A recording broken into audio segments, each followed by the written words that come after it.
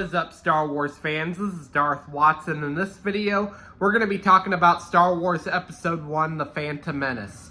And Star Wars Episode 1, The Phantom Menace has re-released this weekend. This is the re-release weekend for Star Wars Episode 1, The Phantom Menace, celebrating the 25th anniversary of when Star Wars Episode 1, The Phantom Menace came out back in 1999. I saw it. This is the second time I've seen it in re-release. The first re-release I saw it was in 2012, I think. And if I can remember, it was 2012. And it was the 3D re-release of Star Wars Episode 1, The Phantom Menace. And then I saw Star Wars Episode 1, The Phantom Menace today for the second re-release. So first it was 3D, and then it was the re-release for...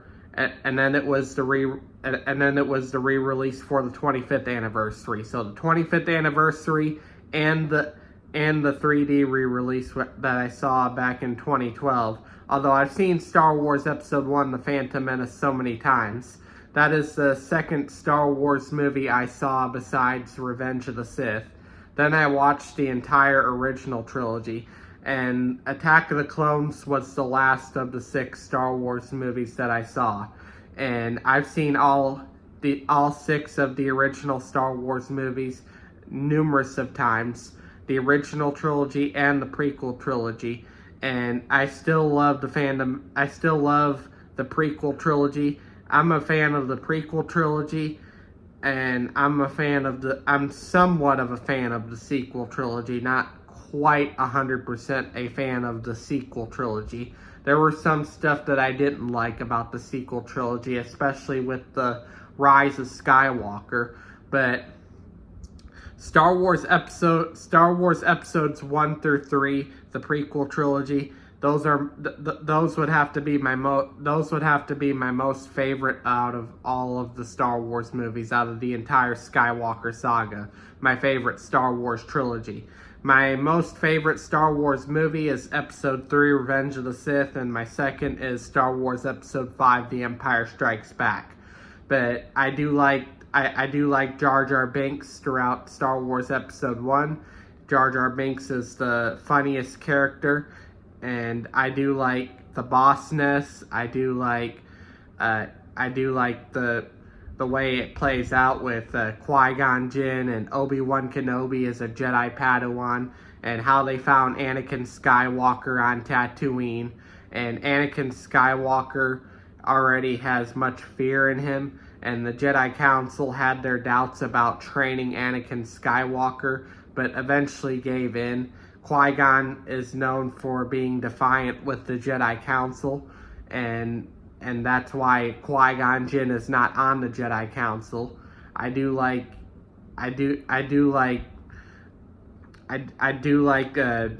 Jake Lloyd's role as Anakin Skywalker in Star Wars Episode 1, although Jake Lloyd has gone through some mental issues lately that I've heard, and now Jake Lloyd is recovering and reveals that he's still a Star Wars fan.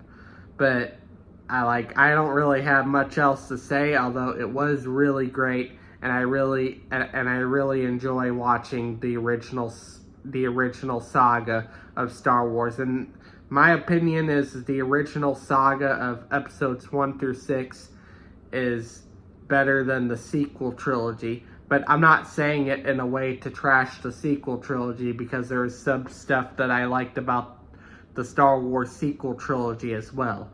But I would say the prequels is the best of Star Wars out of the entire saga. I do like Anakin Skywalker, and honestly, I think that they should make a movie about Anakin Skywalker that takes place in between episodes 1 and 2, and it explains more of Anakin Skywalker as he was a Padawan, and not just a movie, but do a 3 or 4 season or 5 season TV series, a live action TV series that takes place in between episodes 1 and 2, that does more and more of Anakin's backstory, shows more and more of Anakin Skywalker's Jedi training, more and more of Anakin Skywalker's struggles. we should see all of that, and it would be really cool if Disney and Lucasfilm decide to, like, if Lucasfilm decides to make a Star Wars project that takes place in between Star Wars Episode 1 and 2, and it's about Anakin Skywalker's Jedi training, and they do it in both a Star Wars movie and a TV series. That would be pretty awesome. But as far as, like, Anakin Skywalker, like, we get to see how Anakin Skywalker fell to the dark side in the prequel trilogy, how Anakin had attachments to his mother, he had attachments to Padme, and he wants to learn to be able to stop people from dying. And of course he learns of Darth Plagueis with Palpatine, but later there was a scene, but it didn't make it into the final cut of Star Wars Episode 3, Revenge of the Sith, where Palpatine is the one that could manipulate everything, and it's really Palpatine. It's really Palpatine, and Palpatine was lying to Anakin the entire time. But that scene didn't make it into the final cut of Revenge of the Sith.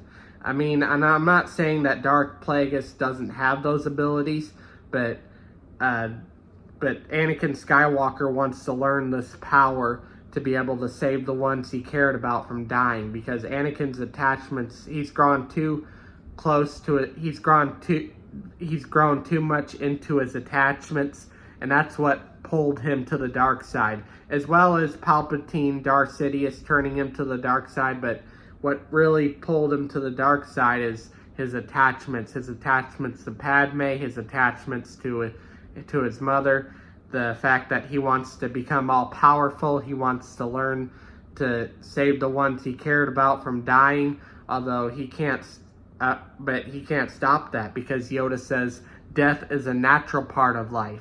Rejoice for those around you. Mourn them, do not. Miss them, do not. Attachment leads to jealousy, and that is the shadow of greed. That's what Yoda told Anakin in Star Wars Episode 3, Revenge of the Sith, is to train yourself to let go of everything you fear to lose. But anyways, that's all I have to say for this video. Do make sure to smash a like, subscribe, comment, and I will catch you all later in another video.